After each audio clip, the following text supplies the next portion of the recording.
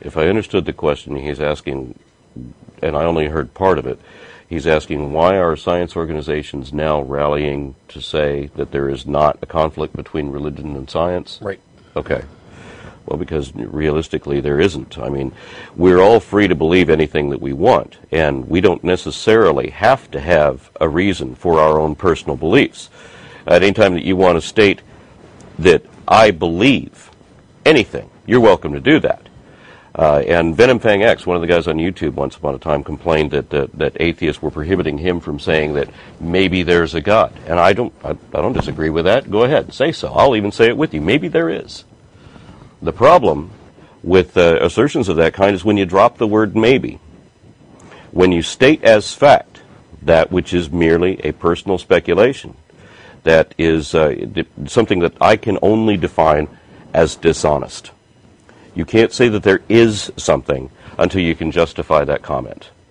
If you can't justify that comment, you're welcome to say that you believe that, but you have to preface the assertion with the words I believe, and then I have nothing to argue with you about it. And I'm mostly on exactly the same page. My thing is that when we're talking about the actions taken by some science organizations that we're labeling accommodationalist, to say that there's no conflict, I think that claiming that there's no conflict is an assertion that's not necessarily true. It's true in some cases. It's true in many cases. Let's say that there needn't be a conflict. Yes, there is. Okay. Yeah, and you said that when you answered that there's not necessarily a conflict.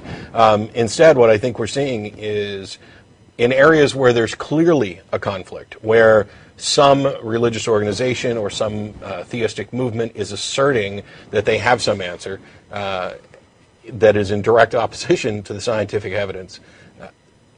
I think there are people who are willing to just say, you know, we all have our own views about how things... No, I'm sorry, I can't buy that at all. You're entitled to have whatever view you want, no, but your view doesn't have any bearing on what's real. I think the ideal religious belief would be to assume that there is some force beyond what we understand. Okay, fine, I accept. There's definitely things beyond what we understand. We don't know everything. Granted, I'll accept that too.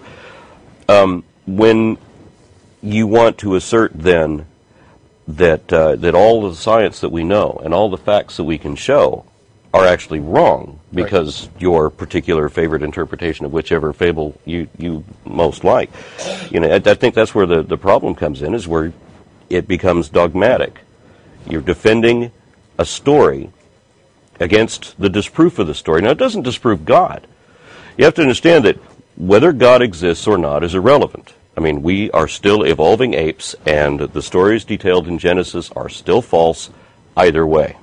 And your God's existence does not change that.